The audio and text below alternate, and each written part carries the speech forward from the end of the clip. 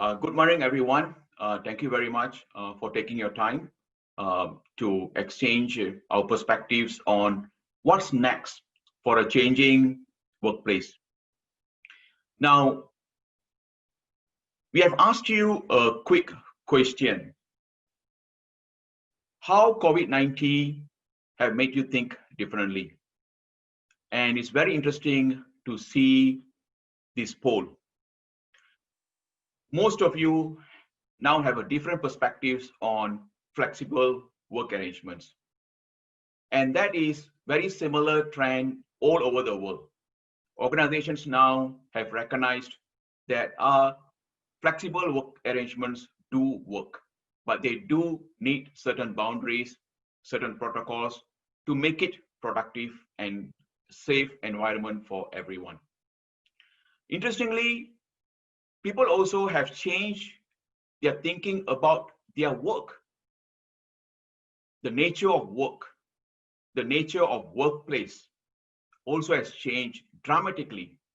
Not to say it has changed, it has not changed before, but COVID-19 has pushed this at a much greater significance to everyone's professional life. Third on the rank is your role as a leader or as a manager or even as an employee also has changed. Now, we do not have a crystal ball to see what will happen after post-COVID. But what we know that things have changed dramatically. And hence, our skills also need to change. Our skills to adapt to this situation also require changes. So this study, the Human Capital PRISM, is done by my team and my wider HCLI members. Human Capital Leadership Institute is a center of excellence. We are in Singapore, supported by the Economic Development Board and the Ministry of Manpower. And what we do is basically we study about leaders, we study about leadership, and we facilitate leadership development. That is our work. Hence, this research, through this research, we engaged many business leaders. And what we are going to share today are some thoughts on how we can cope with this environment now and also post-COVID. Now, traditionally, what we know that leaders need skills. Leaders need to change their behaviors to adapt to challenges, to changes, and so on. Leaders also need different way of viewing things, mindsets, paradigms, and so on. So people have talked all this for a very long time. All organizations also have their own competency framework, where they see those competencies help the firm's competitive advantage. So different sectors have slightly different competency requirements. And of course, leaders need to keep updated about knowledge. Not only business knowledge, but also the human side. So that is something that we'll be sharing today. But most important, managers like you, employees like you, need simple tools. Theories are good, and they will be very helpful for us to understand complex things. But at the end of the day, we need a simple framework in order to navigate this environment. So this study showcases all of this, including the tools. And that's the reason why we name this as Human Capital PRISM.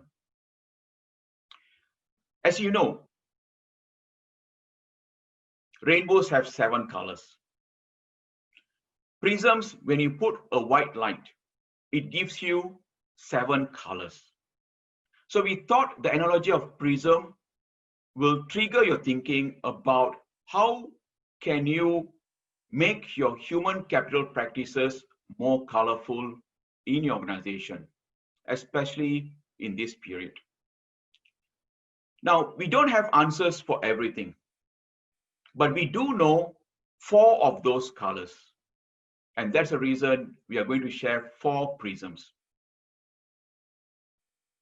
That means there are more things that we need to know. And I think the answers lies within all of you, because all of you have different contexts, different environment that you're operating. So you know what's best that needed for your organization. And the tools that we give you are the starting point. And during this research, what surprises us is often people talk about human capital as a dominant competitive advantage for organization. There's a lot of truth on that perspective. However, you know that I know that people move. Job mobility happens around the world. And now with the virtual working environment, you can get your human capital anywhere in the part of the world. Hence, the question is human capital is a true competitive advantage for organization? What we found, actually it's important, but it is not about human capital as an employee. It's more than that. So what we will share, why is it? Second is, people have been talking about changes, constant changes, the VUCA world. And the response always that employees need to be nimble. Employees need to be responsive.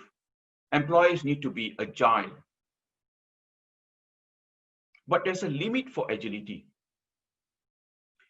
Just by asking our employees to work harder and harder, to be more agile, and not looking in terms of the human capital practices itself, can lead to burnout, can lead to stress. And we know the many indicators about mental health, not only in Singapore, all around the world, is increasing. Hence, is a solution for employers is just ask employees to work harder.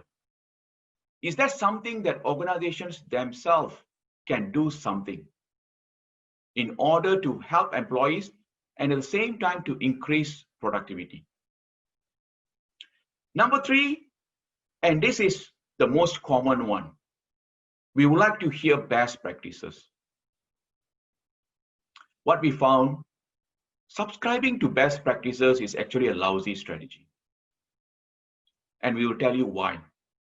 And what are the alternatives? Number 4, we talk a lot about authenticity.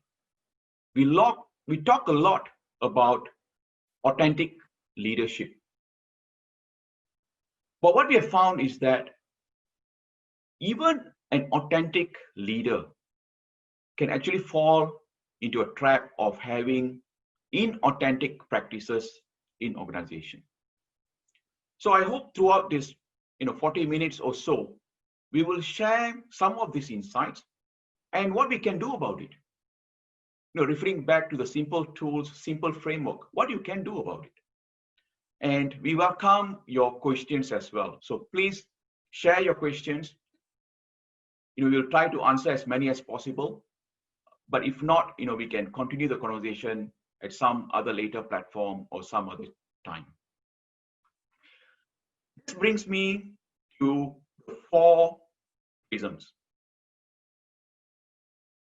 Now, the word in these prisms may be new for some of you, may be very familiar to some of you. And each of these words has its ground in organizational change literature. How organization changes, how businesses evolve, how practices enhanced. The first prism is ambidexterity, and my colleague Kim Lim will go through this. Number two is agility. Again, agility here, we are not talking about agile leaders. It's more than that. The third prism is appreciative inquiry. Now, appreciative inquiry is a very well-established field in 1970s, but it is highly relevant in the context that we are in today. And finally, Archana will share about authenticity. So let's start with ambidexterity.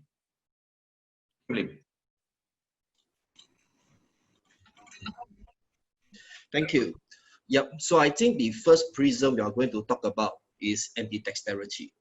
And to actually understand this prism, we have to recognize that businesses are always faced with dilemmas. And no matter what one does, no matter how strategically or deftly the leaders are managing the business, leaders are often trapped in a situation where they need to assess what is right and what is wrong. In fact, this pandemic is pushing many industry and business into more business dilemmas. The question that business leaders always have to answer, which one should I choose? But I'd like to ask everyone in this room, must we always choose? Or are there other ways where we can address the dilemma without even the need to choose? Is it possible? The answer is, it is possible. Just as a prism can actually retract and change the way we view the light that comes through it, our study actually shows that human capital professionals should be able to act and react similarly, reshaping, redirecting, and recoloring the human capital dilemmas. Just like the concept of yin and yang, there are always two sides to everything. And when we choose to focus on one side, we will lose some on the other. And therefore, it is not about choosing either one, but seeing them as complementary opposites. And this complementary opposite actually creates a greater common goal. And that is what we call ambidexterity. So let us take a closer look on that.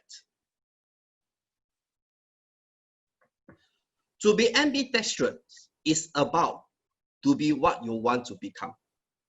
It is about looking at the overall purpose and developing solutions that support your company to achieve that. Say, for example, rather than focusing on trying to deploy resources to decide on being functional or strategic, why not developing strategies that look at creating value for the organizations? And similarly, due to the COVID-19, one of the hot issues actually came up among many businesses is that, do employees work from home or work from the office? A lot of companies have to make a decision. If we wear an ambidextrous mindset, rather than focusing on getting staff to work in office or work from home, let us ask ourselves this question. What is the end goal that we are trying to achieve here? Are we concerned about the mode of working, or is it something else that we are worried about? If I can sum it up, it is about employee productivity and a sustainable one. Therefore, why are companies focused on deciding whether working from home or working in office when the issue that they could be focusing on is employee productivity? And if you see from these perspectives, the ideas company will have will be more creative and more innovative. So therefore, ambidexterity is asking ourselves again, and again, what is the real core issue? What is the big picture that you are trying to achieve? And to achieve that big picture, an ambidextrous organization needs to maintain a variety of innovation efforts. So let me give you some examples on how companies has ensured employee productivity regardless of the mode of working. 1, leading with empathy. I'm sure this is a term that resonates with many of us in this room. And leading with empathy is not something that you do it whether in office or out office environment. But however, in this period of uncertainty, we need to be even more sensitive, because we may or may not know the impact COVID-19 have on our employees' life and work. Those who never share with us does not mean that they are doing fine. So as leaders, as business leaders, let us be on alert for employees who display difficulty in adjusting. Example, missing deadlines, becoming less responsive. And we have to acknowledge the anxieties that they may be facing. Encouraging members to talk, encouraging them to share their challenges is one way to do so. And especially so if our employees have caregiving duties. So rather than say, let us meet now, fix a meeting time and a date so that employees can ensure that they are mentally and psychologically ready to contribute. The second method, regular check-ins and over-communicate. We need to continue to ensure that employees are looked after and they feel that they are cared for, regardless of times. And this duty of care should carry on no matter where your team is based. In the distributed team, of course, it is harder for supervisor to get a pulse on the morale and the mental health. So therefore, it is important to have regular, open, two-way conversations to protect their mental health and to give them the psychological safety environment to share their worries without the fear of repercussions. So not only does this allow you to have an opportunity to connect with them on the daily tasks, it also allows you to get a sense on how they are coping. And the final tip that I'd like to share with you is to clearly establish new communication norms and define boundaries. This is important, whether we are remote working or working in office. For some of us, remote teams is a new experience. So all the more we need to create that boundary. We need to create the communication norm. What platform are you using? What are the times you expect people to be in front of their laptop? How are you going to conduct your supervision? How are you going to conduct your check-ins? When you're able to set these boundaries and these communication norms, there will be predictability. There will be certainty to arrangement. And because of that, it will actually reduce undue stress and pressure of your employees. More importantly, it allows them to better organize their daily routine in a way that maximizes their productivity. So with this, I will conclude this prism and let us move on to the next prism. Okay, so I'll be sharing on the next prism. But before I do that, let me share with you some thoughts about disruptive business environments. So when we think about the business environment today, one word that comes to mind would probably be disruption and disruptive. The business environment that we are in is anything but usual. So what do we do in times when business is not as usual? We find ourselves activating our innate ability to change. And in fact, we see a lot of instances to this, like what the earlier speakers were talking about. We are changing the way we work. We are changing the way that we work together.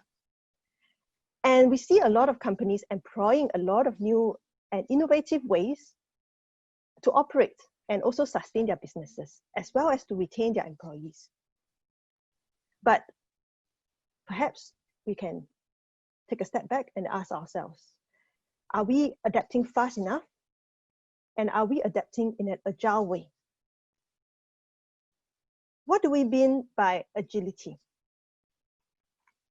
You will probably be thinking speed, 敏捷, but it is actually more than speed. Agility is the capability to recognize what's changed and what needs to be changed, Try out new ways of doing things. Be ready for the next wave of change and constantly evolve together. Why together? To illustrate this, let me tell you the story of a clownfish and the anemone. You'll probably be familiar with the story of Finding Nemo. And you would notice that the clownfish, 小丑鱼, they stay in the environment where there are a lot of anemones, 海葵. And what you would see them doing is that they create an environment that is both livable for each other. How do they do that? So the clownfish actually protect the sea anemone by feeding it small invertebrates. Feeding on the sea vertebrates that will actually harm the sea anemone. It also emits a high-pitched sound to keep the butterfly fish away and also provides nutrients for the sea anemone. The sea anemone in turn actually provide an environment for where the clownfish can be kept safe from predators, from bigger fish. And so you will see that the relationship that they have is a very interesting one. It's a symbiotic relationship. And in Chinese, we actually term this as 互利共生的关系. We see symbiotic relationship in the business world too. And for example, the relationship between tenant and landlord. Andrew Lim, CFO of CapitaLand, shared this recently. Tenants and landlords are in a long-term symbiotic relationship. What does this mean? When the tenants are doing well, naturally the landlords would also benefit. And at the same time, when the landlords are able to pass on their benefits to tenants, the tenants will also find themselves doing well. It is a difficult time now for both the tenants and the landlords. And we can see that we are actually in this situation together. It is more so important to build on this symbiotic relationship, to build on this long term, to enhance this relationship, because everyone in the ecosystem has been affected. How do we apply agility to enhance this relationship? We can do so in these few ways. And you will see that it revolves around 4 main strategies. 事变, 应变, 求变, 重述.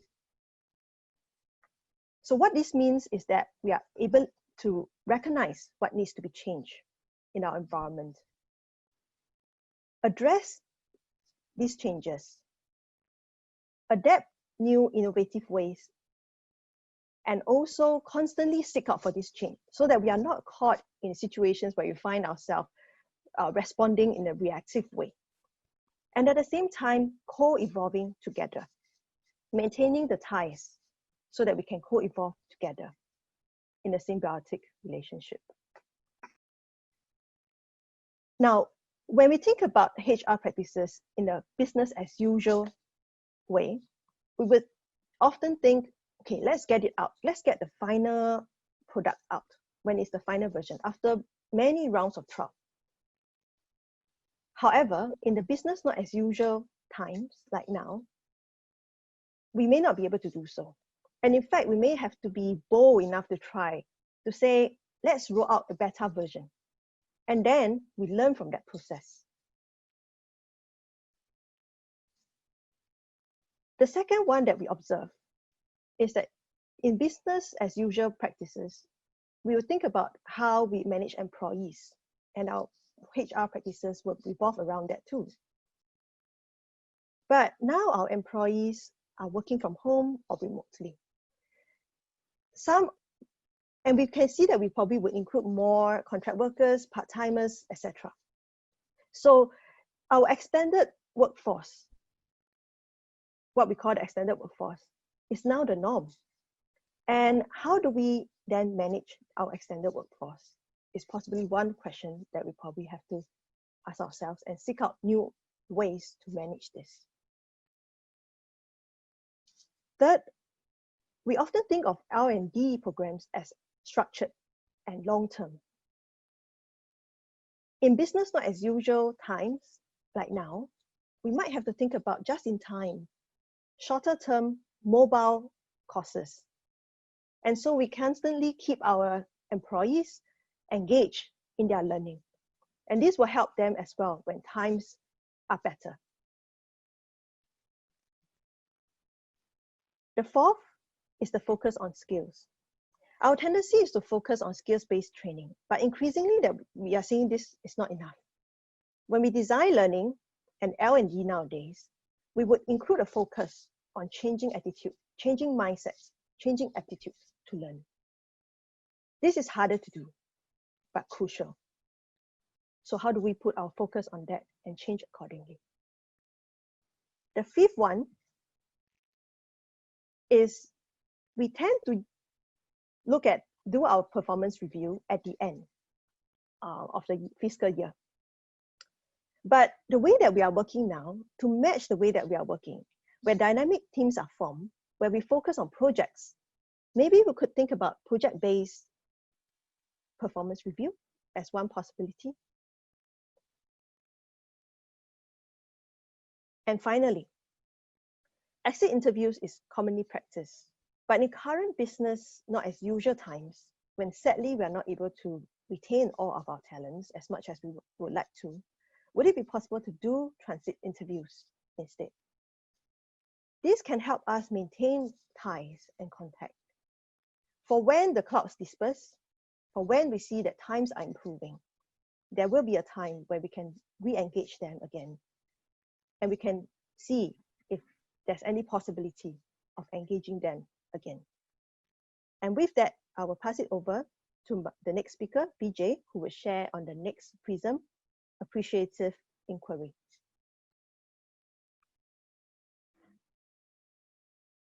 So the next one is appreciative inquiry.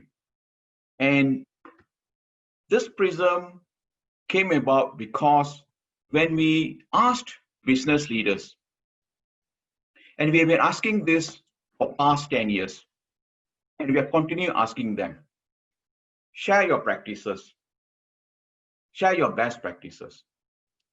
And what we found is that practices are very contextual.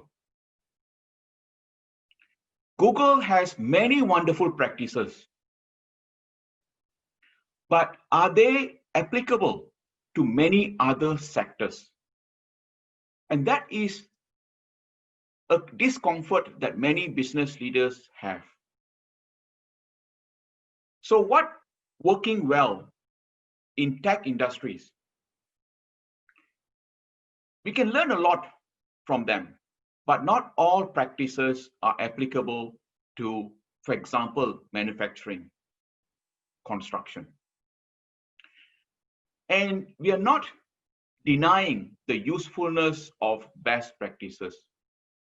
But what our research has found is that they are not good enough. And they're not good enough, especially for human capital practices.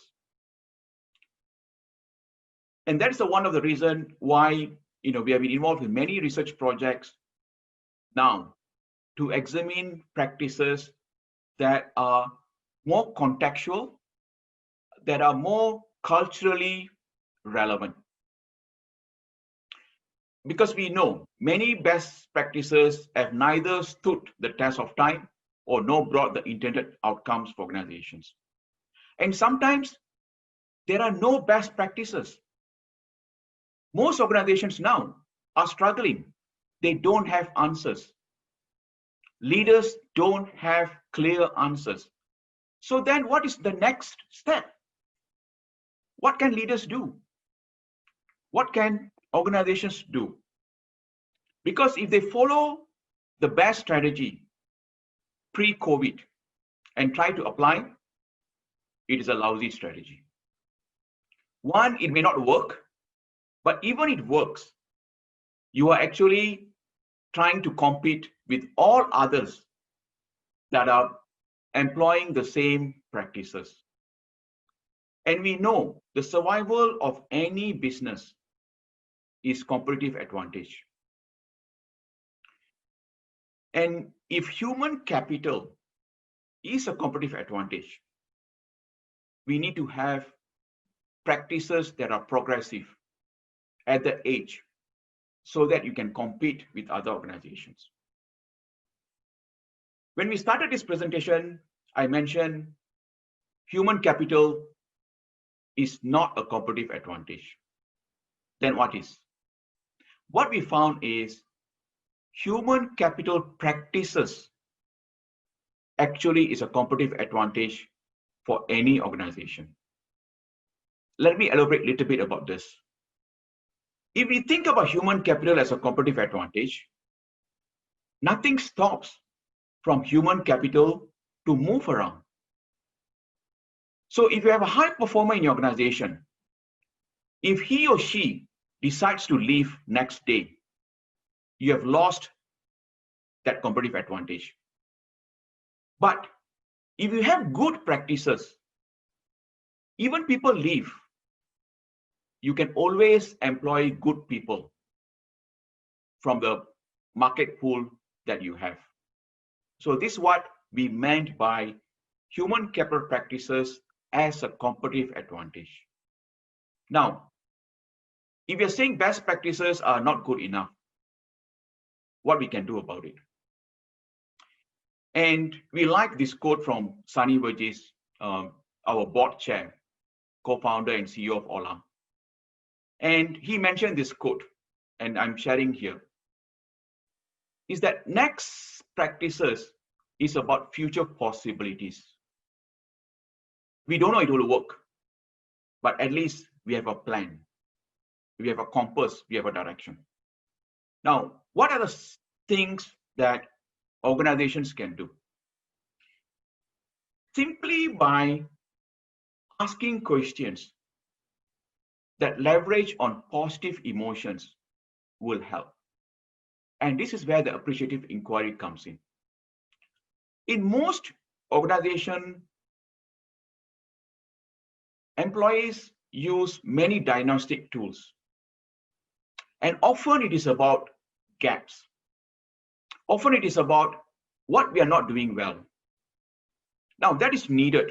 In fact, it's very critical.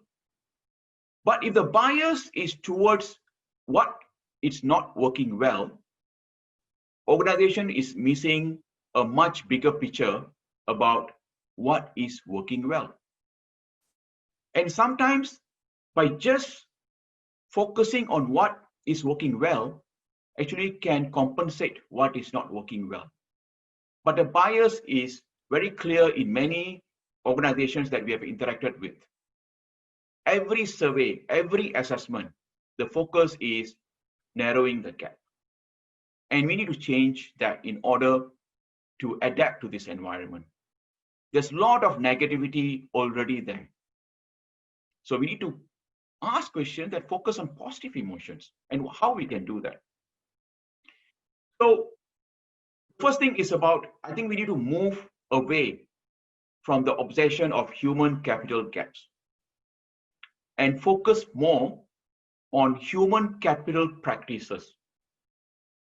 How often organizations talk about, is this practice working? Can we improve this practice? What we can learn from Google and else, and how can we adapt that to our environment? Some progressive organizations are already talking about this, but many of them are still focusing on hypos and focusing on gaps. So we need to move away if we want to focus on practices as a competitive advantage. Now, the second thing is what informs practices in organizations, sometimes exclusively based on C-level leaders and not getting voices of their talent on the ground level. And this is by default in how organizations operate.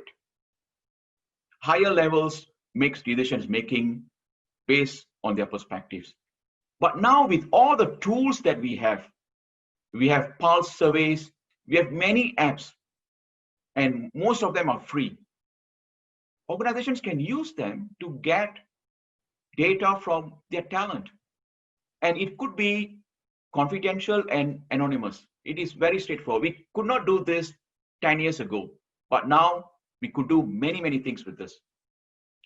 In our program, sometimes we use a lot of word cloud that people can see their responses. Once they see their responses displayed, there's an emotional attachment. So tools like Mentimeter and so on, it's freely available, and all of us can use. And the final one is biases in favor of best practices. Now, why there's a bias towards best practices? In fact, Peter Drucker, a management guru 6 decades ago, has told us. And he simply said that managements try not to take risk. And if anything happens, if they adapt a practice, and if the practice did not work, then the blame is to consultant. The blame is to the practice, and not to the employer or the department that is in charge of rolling that out. So it's a safe mechanism. Okay, we are going for the best. So, we are not taking any chances. However, many organizations can think about next practices in terms of probabilities and possibilities. All businesses works on the model of probabilities. Insurance, financial, all the banks, they work on the basis of probabilities. Credit cards. Now, the way they work is that, yes, if I give credit to 100 people, I know very well 5 will default. From my experience, I know 5% will default. But that is already counted in the business model. So they still benefit from the 95%. Now, this is applicable to any business, including your own business. Business is about probabilities.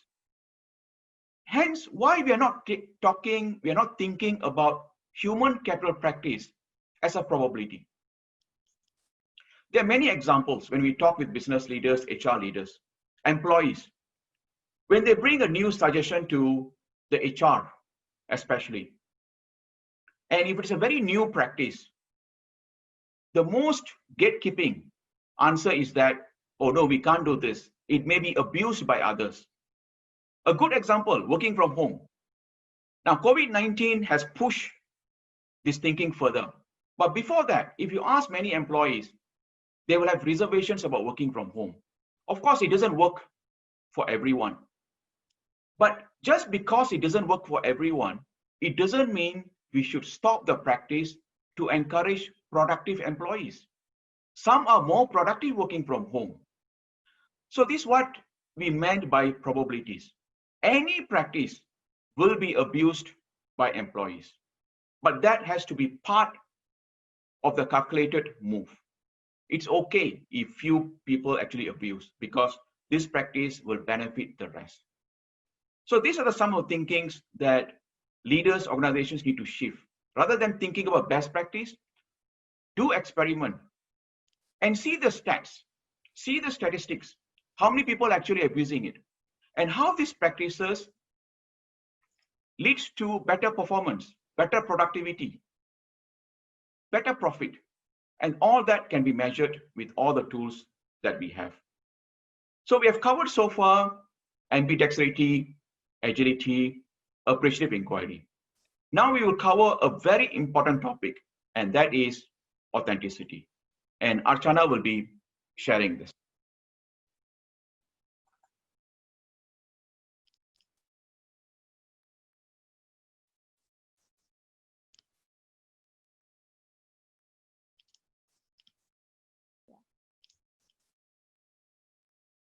So before I talk about this authenticity prism, let me give you some background information on the changing workforce, as well as workplace, and how business leaders can actually use authenticity or the principles of authenticity in order to handle this tough environment very efficiently and effectively. The first important change has mainly to do with the work. Yes, definitely employees are evidencing changes in the work, and this is mainly because of the digital disruption or the technological intrusion. So technology brings with it not only some advantages but also some disadvantages. So as far as the merits are concerned, definitely it can reduce the repetitive task or the menial task of the employees, but it also promotes a significant job loss, unemployment, and promote feelings of job insecurity for the employees. So it is important to say that technological intrusion or digital disruption can have a negative impact on the psychological well-being of the employees.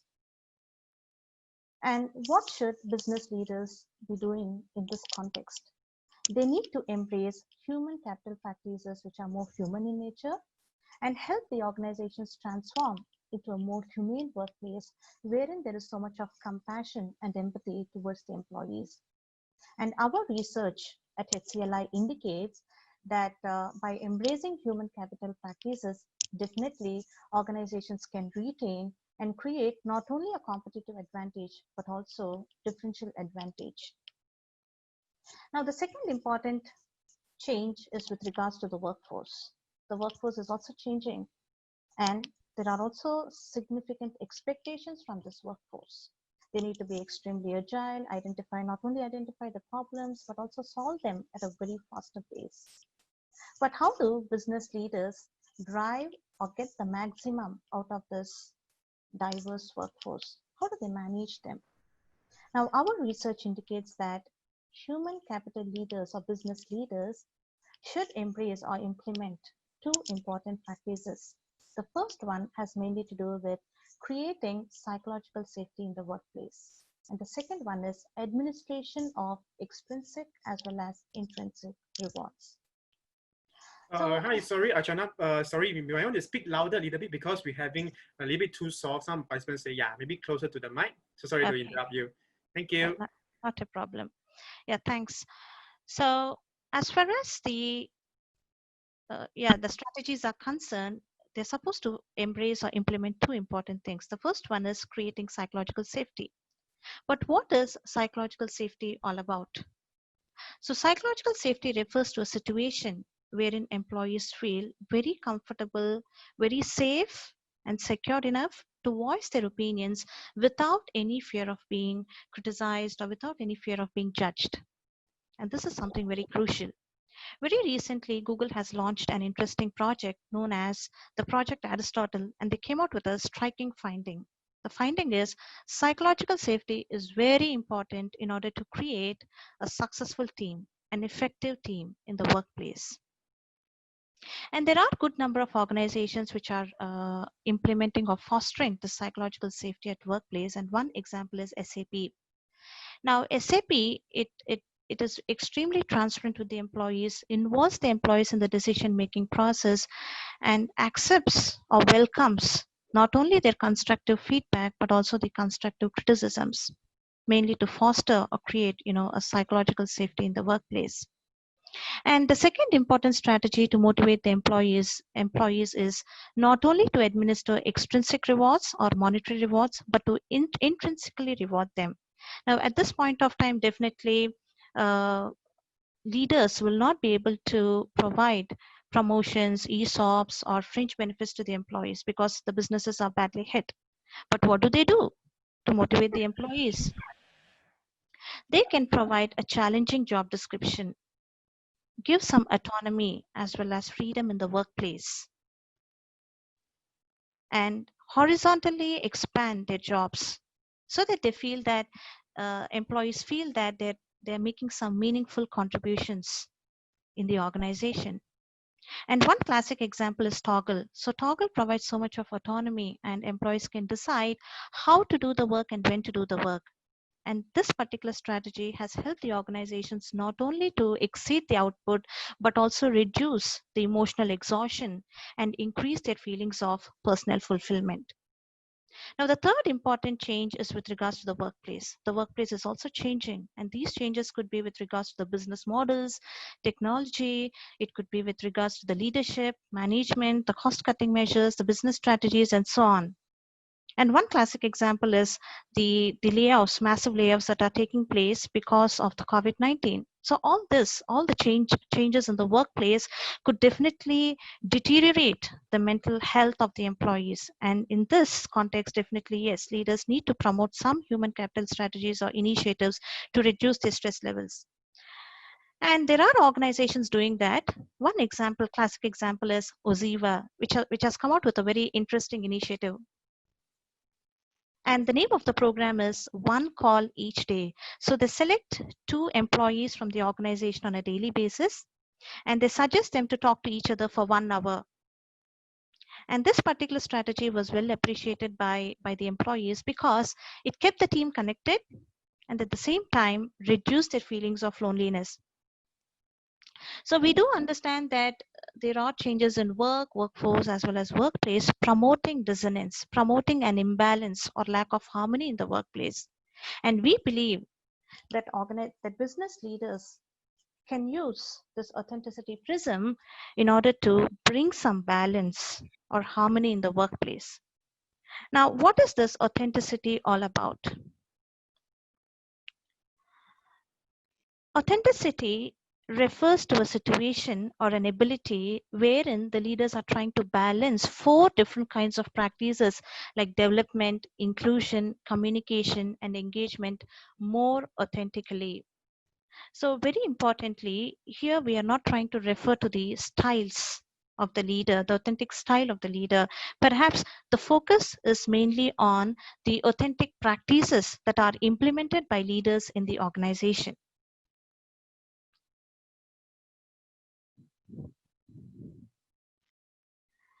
And based on our research, we found 4 important authentic practices that are very crucial that will help the organizations to increase the returns on human capital investment. And they include the following. The first one is authentic development practice. So for the development to take place between a leader and a manager, the employee should try to perceive the practices as extremely authentic in nature. And to see change or an improvement in the employee skills, the leaders should also show some genuine interest in developing the employees and advancing their careers. Now, this is very crucial. And that can happen when there is an open feedback and a genuine feedback that is given by the leaders to the employees.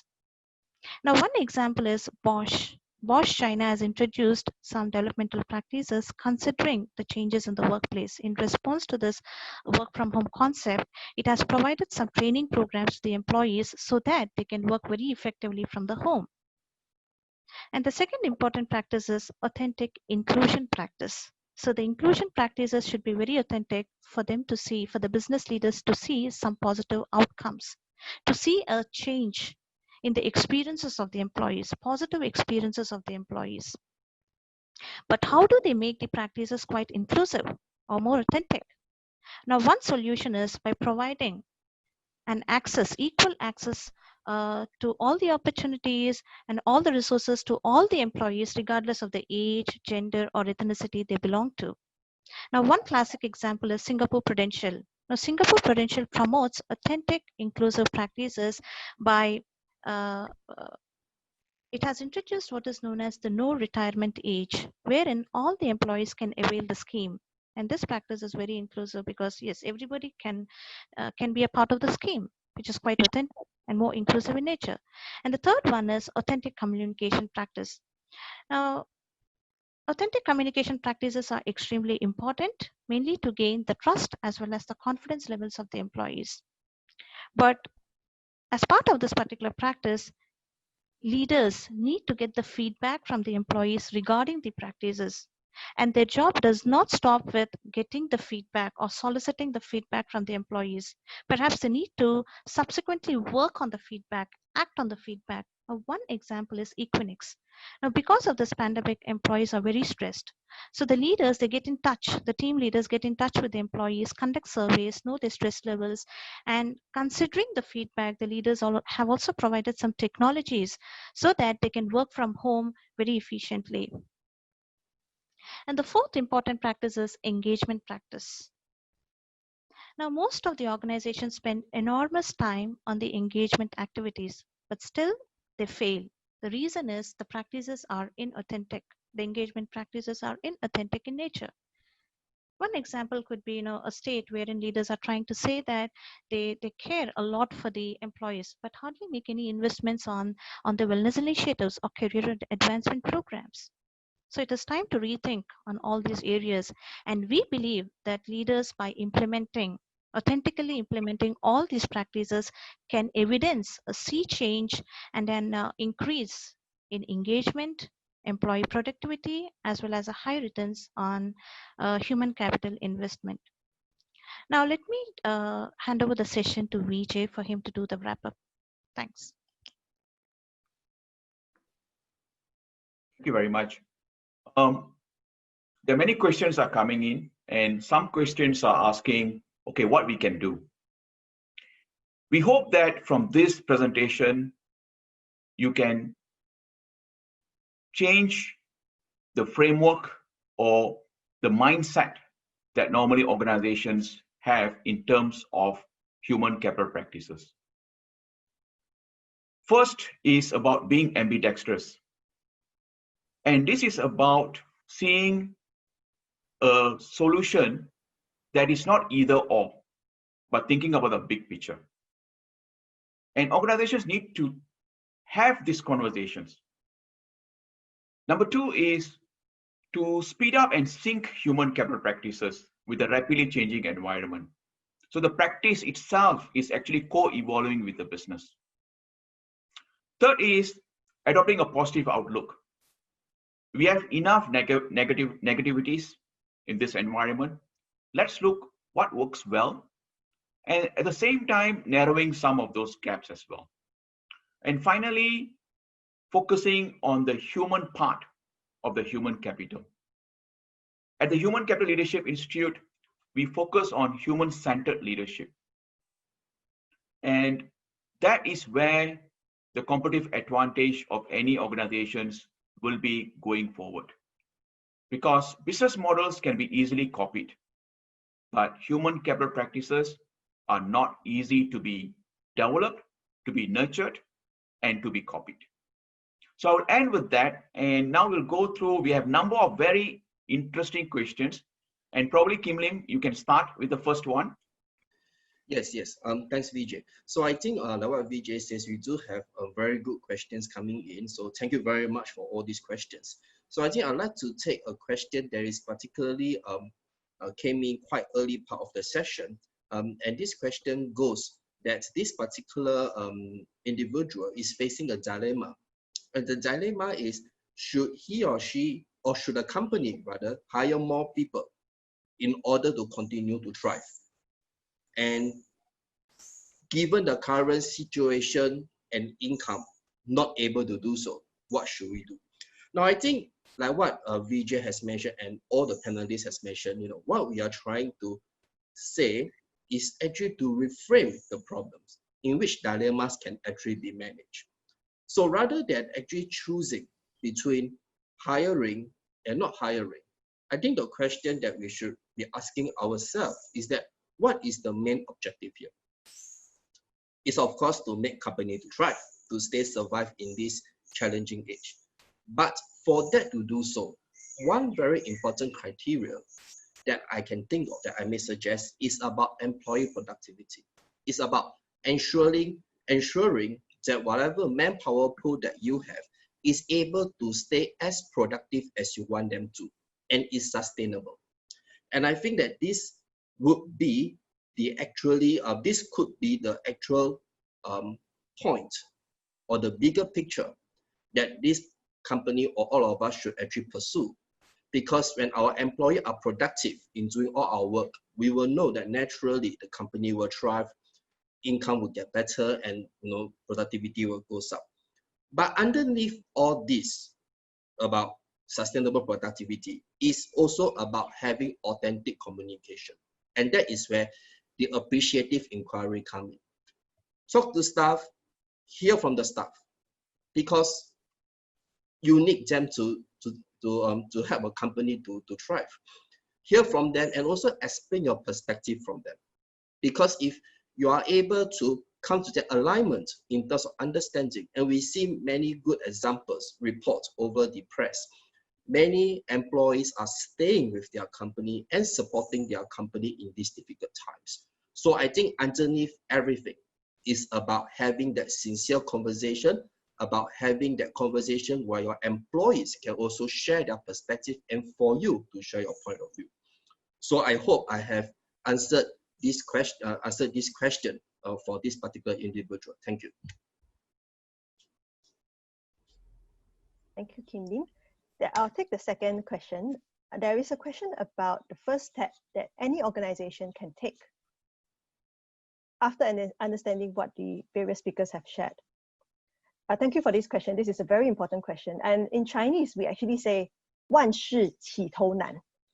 Taking the first step is often very tough, but it's crucial because we can see it as activating our innate ability to change. If you think about the PRISM, agility, for example, to recognize what needs to be changed, to respond to that change, and to also be responsive, right? To keep looking out for the changes and to evolve.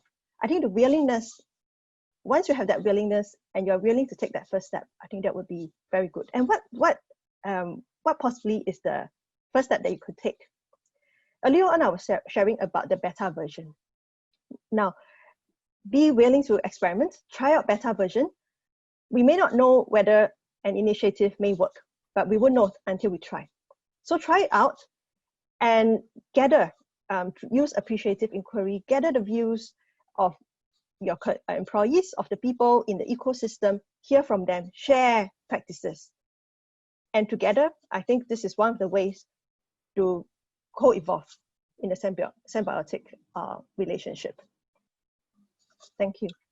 Okay, thank you. Thank you. There are many questions that ask about how do we balance the competing priorities, the cost, the people, burdened by past baggages, the way that organizations operate, organization culture. Can we transform human capital when we don't have enough financial resources? Now, these are typical challenges for every organization. And by having these 4 prisms as a lens, this will not solve all the challenges that organizations have. But what it provides is to think a challenge in a very different way. For example, one question is asking, does it really cost a lot to transform my HR into human capital? Right now, money is scarcity resource. Is this still the right time to do?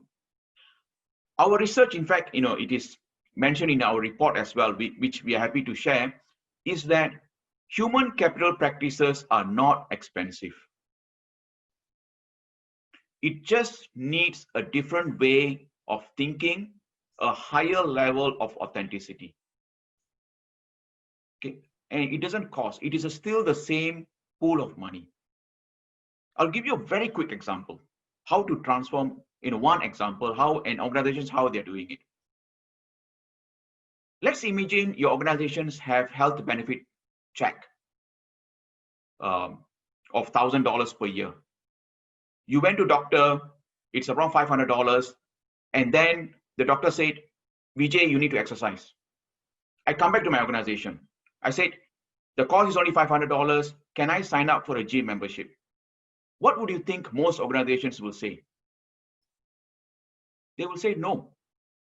But the fact is, the $1,000 is already budgeted.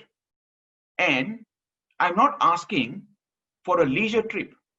I'm asking for a gym membership, which will focus on my physical well-being. Now, does it cost anything for organizations to do that? It doesn't. So very similar, many other practices. It's not about cost. It's a different way of thinking in terms of probabilities, thinking about the possibilities, thinking about authenticity. And perhaps, Archana will cover the final questions about authentic practices. And, we can come back in a different platform. I can see many questions here, wonderful, but I leave to Archana now. Thank you, Archana. In fact, there's a question on communicating to the employees at this point of time. Yeah, communication is something very important, and leaders need to talk to their employees and tell them about the future practices or the best practices that they're going to implement to handle this chaotic situation. And not only that, employees would be having these feelings of insecurity, job insecurity. So it is better or important for the leaders to tell them that they're going to temporary layoff or go for a massive retrenchment, give some heads up so that they're mentally prepared and they can have some time to think over this particular situation. That is number one. And number two is we also request the leaders or suggest the leaders to be quite empathetic, more considerate, but at the same time not try to don't over-assure them and provide more promises, but at the same time be more truthful and acknowledge that there is uncertainty and this is what is the best thing that they can do for the employees. So effective communication, leadership communication is the need of the hour, and trying to be more empathetic and compassionate with the employees is also very crucial and very important in order to handle this chaotic situation. Hope this answer helps. Thank you. Thank you, Archana.